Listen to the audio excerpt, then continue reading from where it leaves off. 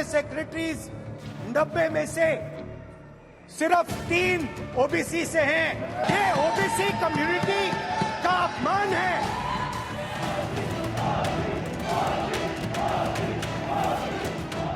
इनका तो जीवन मंत्र यही है कि उनकी पॉलिटिकल पार्टी, उनका राजनीतिक दल परिवार के द्वारा और परिवार के लिए।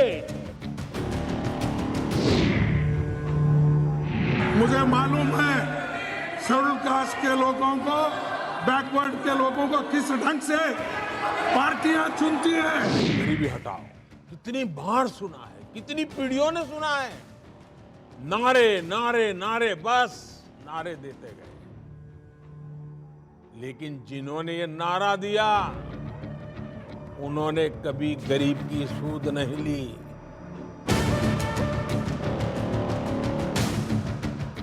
आज 21% आरक्षण है राजस्थान में ओबीसी का। 27% तक आरक्षण की मांग लंबे से चली आ रही है, उसको हम पूरा करेंगे।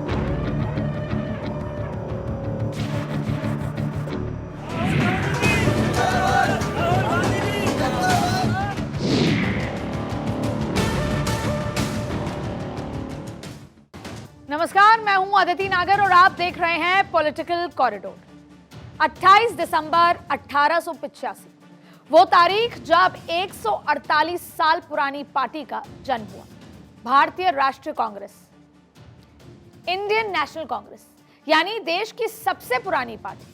आजादी से पहले कांग्रेस एक पार्टी नहीं बल्कि एक ऐसा मंच बन चुकी थी जो अंग्रेजों की गुलामी के खिलाफ भारतीयों की भावनाओं को अभिव्यक्ति प्रदान कर रही थी। और महात्मा गांधी, नेहरू और सरदार पटेल जैसे नेता कांग्रेस के माध्यम से ही भारत की जनता में आजादी का अलग जगा रहे थे।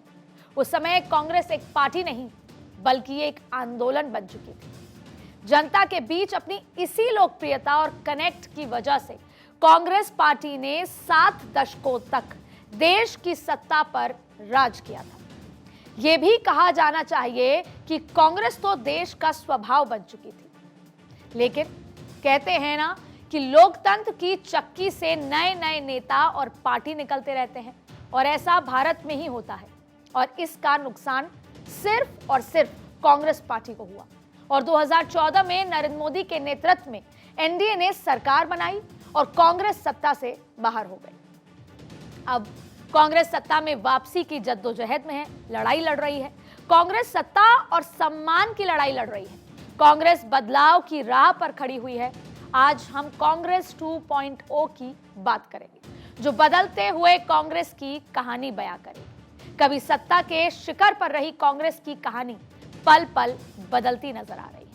1984 में कांग्रेस पार्टी ने 404 सीटें जीती, जो भारतीय राजनीति का इतिहास बन चुकी और अब तक की सबसे बड़ी जीत का रिकॉर्ड थी। लेकिन कभी 17 आम चुनाव में से 7 बार पूर्ण बहुमत पाने वाली पार्टी 1989 में राम रथ यात्रा के बाद हिंदी हार्टलैंड में धीरे धीरे जनाधार खोती गई। कांग्रेस गठबंधन के साथ सत्ता में तो रही, लेकिन उसका वोट बैंक खिसकता चला गया। और 2014 में कांग्रेस को बड़ा झटका लगा, जब साल 2014 में नरेंद्र मोदी के आते ही कांग्रेस देश में हाशिए पर चली गई राजनीति में। अब 2014 में 44 और 2019 में 52 सीटों पर ही कांग्रेस सिमटकर रह गई। 1984 में 404 और 2019 में 52 सीटें। आप अंतर तो समझ ही सकते हैं।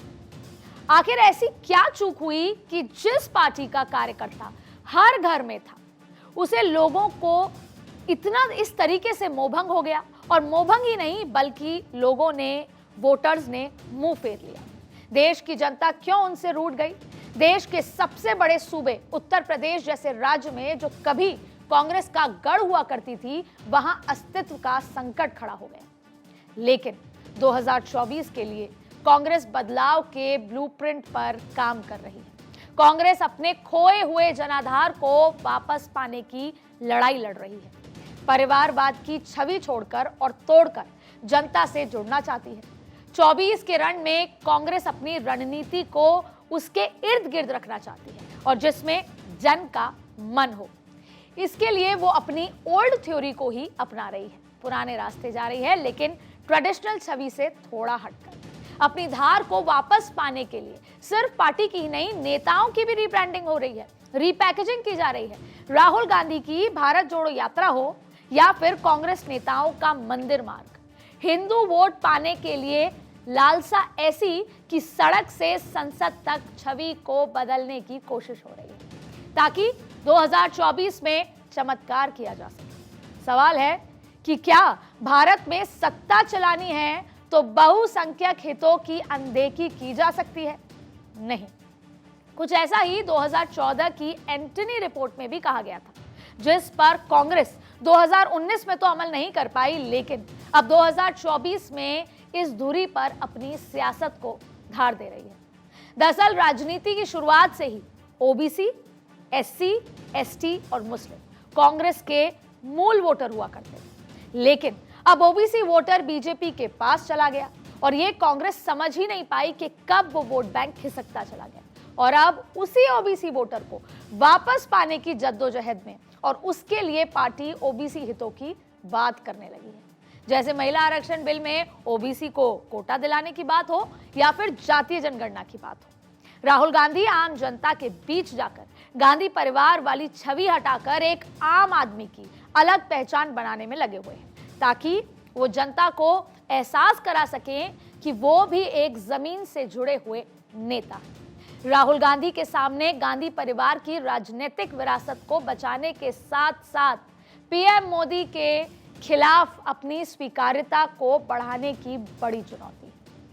138 साल पुरानी पार्टी के लिए अपनी ऐतिहासिक विरासत के साथ राजनीति की नई सच्चाइयों को साक्षात्कार करते हुए उसे नए स्वरूप में नई चुनौतियों के मुताबिक ढालना कांग्रेस के लिए सबसे बड़ी अग्नि परीक्षा है और कांग्रेस के पोस्टर बॉय राहुल गांधी के लिए सबसे बड़ा अग्निपथ। एक कड़वा सच ये भी है कि कभी देश के दिलों में धड़कन बनी कांग्रेस अपने सम्मान की लड़ाई लड़ रही है और राजनीति के नए परिवेश में सवाल उठता है कि क्या राहुल गांधी या कहें कि कांग्रेस को राष्ट्र स्तर पर वो संजीवनी मिल गई है जिसे वो सत्ता के शिखर पर पहुंच सके?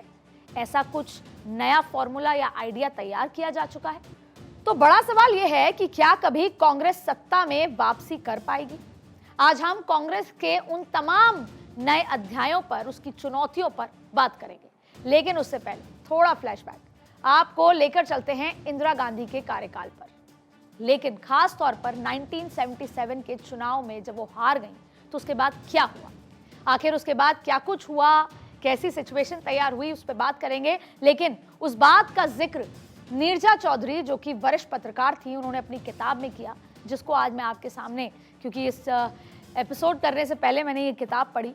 ये किताब है हाउ प्राइम मिनिस्टर्स डिसाइड। इसका जो पहला चैप्टर है, उस चैप्टर का नाम है the prime minister who rose from the ashes, Indira Gandhi stages a comeback. इसमें एक खास लाइन लिखी है, the Indian National Congress which had won the country its freedom and ruled it uninterruptedly for 30 years since independence was virtually wiped out all over North India। इसका जिक्र इसलिए कर रहे हैं क्योंकि आज उसी मुकाम पर कांग्रेस खड़ी हुई है।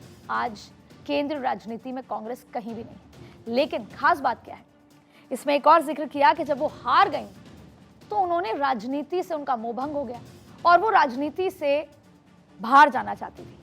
उन्होंने लिखा, इस बुक में लिखा है, that I want to spend the rest of my life in hills.